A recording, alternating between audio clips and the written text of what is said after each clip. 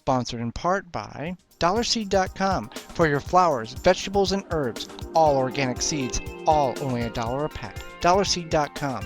And by WillowSpringsSoap.com. Handmade soaps with simple, recognizable ingredients, making soaps using the cold kettle process while using traditional methods. WillowSpringsSoap.com. ManureTea.com, authentic Haven brand, 100% natural soil conditioner for the home garden, all your vegetables, herbs, and flowers. ManureTea.com, always free shipping. Squirrelman Worm Farm, organic farm and gardening supplies. It's conveniently located in Plymouth, Wisconsin. Worm castings, organic potting soil, organic and heirloom seeds, cover crop seeds, and more. SquirrelmanWormFarm.com. Welcome to Wisconsin Vegetable Gardener Extra. I'm Joey Barrett. We're in the sister-in-law's backyard garden. We're creating a small fall garden bed. Now next year this will be an all strawberry berry patch, but for right now we're going to maximize the space that we're going to use for as a strawberry bed as growing some fall vegetables. So what we've got here is these are not traditional tomato cages. These are from a fellow flower gardener. These are what you put around like large flowers to corral them to keep them from falling off or falling down and the stems breaking. I've found a whole bunch of these.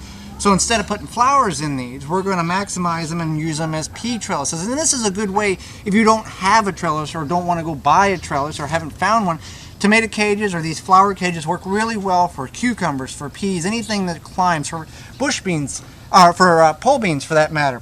So what we've done to assist the peas a little bit is I've taken some string here and just did a cross, quadrated them off, just so when the peas come up, they do have a little more support than if there's one in the center, it's not flopping over the place. So that's one way we're going to maximize and help the peas grow. Now this bed is only 20 inches wide by 245 inches long. That's 33.8 square feet approximately. So it doesn't take a lot of space to produce some produce. Even though we encourage to use the whole backyard. Obviously they can use a little bit of the backyard for production of food, and then they can use some of the other backyard as family activity space. So we're going to plant two varieties of peas here. We're going to plant super sugar snap peas and Oregon giant snow peas, and we're just going to do half in the Oregon snow peas and half in the super sugar snap peas. And then also farther down there we're going to put 6 kale plants in that we've started from seed, and then we're going to do a small little bed of cilantro. And at the far end we're experimenting with, we've taken some strawberry plants from the large garden strawberry bed. We've put them in there just to see if we can establish it. I've read different things you can, you can't. So we've taken seven plants down there, moved them from the large garden to here. We're going to see if they take. If not, then we'll just do our normal runner type of taking the runners from the strawberry plants like we talked about in last week's show. So to plant the peas, we're not going to do it in rows obviously because we've got a circular cage here, but what we're going to do is in each one of these sections here, I'm just going to really maximize here. I'm going to probably plant about 8 to 12 peas per cage here. Then also between the two cages I've got a little space that I can also put a couple of peas. I can actually do a row and probably do 4 peas there, and then they can reach out and grab hold of the cage as they're climbing up. So we'll just start with these super sugar snap peas here. Now you can soak these prior to planting them, and we just didn't do that. There was no reason why we didn't do it, but you can also speed up your germination if you do. I'm going to loosen the soil up just a little bit, and for prepping this bed was just grass, so we removed the grass, and I did just a handful of Epsom salt as I walked down the bed just to add a little magnesium sulfate to it to just help the plants. It works great for the tomatoes, and we use it around almost every vegetable we plant. So we're just going to put the peas. I'm spacing them about 4 inches to give them plenty of room to grow. And we'll get them all planted here, and then we'll move to the kale. Alright, we got our peas planted. Now the peas will take about 65 to 70 days to produce. Now it's about the first week here of August, and also peas can handle some cold weather as well. So it's not like tomatoes. Whenever it gets cold, they're going to die off. They're still going to withstand some cold temperatures. Now, to prevent the rabbits in the neighborhood from getting a free meal, we're going to use some of this rubber-coated fencing that we've got that we had around our pinto bean bed, and it's worked very well. So that'll go around the entire bed here once we get it all done. Now we got the peas planted, let's move to the kale. We've got kale planted here, and we're going to put about 6 plants in. Now, kale is a very hardy plant, as we've found out. It can withstand temperatures based on the variety down to 10 degrees and still survive. It may not grow, but it will survive. Now, kale will be able to grow up to the time it really gets cold here, and if we mulch it, it will come back next year. But we're probably just going to let it die away, and since this is going to be a berry bed next year. But with the kale, we want to protect the seedlings. So we just took plastic cups, cut the bottoms off of them.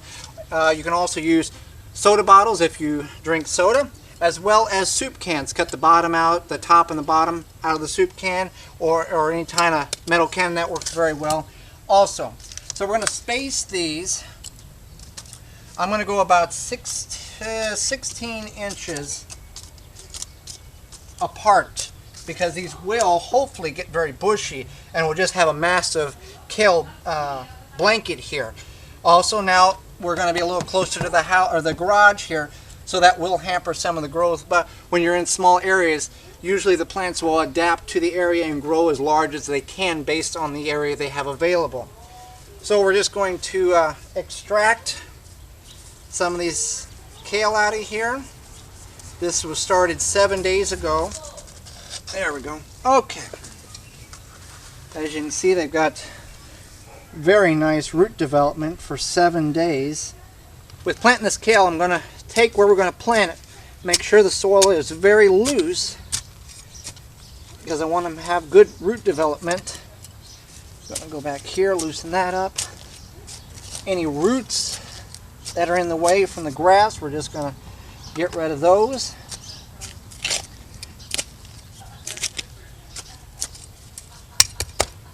And then we're going to make a hole here. I'm going to level it off because I know where I've got my soil loose at. I'm going to make a hole with my trials handle. We'll take one of these seedlings. You can see the root on that is very impressive. It was grown in good organic compost. I'm just going to plant it as it was in the container. And I'm going to put my soda bottle, in this case, around it to protect it from any critters that might want to come by. And it's being so small, it's a good idea to put these around them, whether you have a lot of critters that may come in and eat it or not, just so you know where the plant is planted. And it'll just take a few weeks for this to establish. So I'll get these planted, then we'll move to the cilantro. So I'm planting the cilantro here. We were able to get 8 kale plants in the area there instead of 6, and we figured we've got the plants, might as well maximize the space we have available. With the cilantro, I've moved down about 16 inches as if I was planting more kale, and I've just planted the cilantro in rows about every 2 to 3 inches is where I've dropped the seed at. And this area here is about 16 inches, and again about 20 inches, so we can have some cilantro for salsas. Now this is in a shaded area, a partial shaded area, let's say, where it's not extreme heat as if it was against the house where the cucumbers are. So let me finish getting this planted. And we've talked a lot about cool weather crops fall planting. So let's head up to host of Scottmanb2005. Scott, he's the host of that channel. He's in the New England area. He's growing in Zone 7A. The link to his YouTube channel is in the show notes if you'd like to subscribe to his channel. He's going to talk about some of the tips, tricks, and techniques on how he prepares and how he goes about planting his cool weather or fall crops in his area. Thank you, Joey and Holly. My name is Scott here at the Garden Pit. Yeah, today we're going to talk about planting some crops for the fall. It's not too hard. What you need is to find out what your first frost date is That's very important. Then you need to calculate how long it's going to take to grow these vegetables. Here's what I use. It's early August right now, and it's a good time to think about planting some fall crops. If you get your times estimated right, you should be able to get some like summer crops right now. And there's still some time to grow a few of those, and there's some of course there's plenty of time to grow your true fall crops like the brassicas, peas, you know, maybe some carrots, you know, vegetables like that. There's a easy way that I like to do it, and it works very well for me. I like to start them in these 4-inch pots. I just fill it up with grow medium. Then I sprinkle the seed in and germinate them, and let them grow on for a while till they get a few true leaves. And I transplant them into these 6-packs and grow them till they're big enough to transplant out into the garden. With this method, you get to pick out the strongest, most healthiest plants and grow them on to maturity. That way you assure yourself you're going to get a good crop. With cool weather crops, you might want to grow them along in the house for a little while if it's very hot outside. They might not take that hot weather too good, so you might want to try them inside there. Make sure they get plenty of light so they don't get long and leggy there. Then when it's not so hot outside, you can take them outside and grow them until they're big enough to transplant out into the garden. It's a good time to get some of these fall crops started so you can get some good harvest before the frost comes in. Yeah, that's some of my tips and techniques I use here at the garden pit. Hey, thanks for watching. I'm Scott, and thank you, Joey and Holly. Just getting this fence up here to protect the plants from the rabbits. Thanks, Scott, for that great information. And Scott brings up a great point that many of us gardeners sometimes neglect. We think just because it's warm outside, we can just take those cool weather crops and throw them right in the ground, even before it's really time. And starting them inside, that's a good ideal and good tip to do. And then when the weather cools down enough, then put them in their final destination in the garden.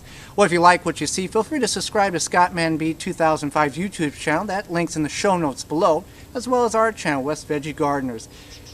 We put out this particular video each and every Tuesday with a variety of other videos throughout the week, from straight to the point to canning what you grow to garden trivia. I'm Joey Barrett, and this has been a Wisconsin Vegetable Gardener Extra.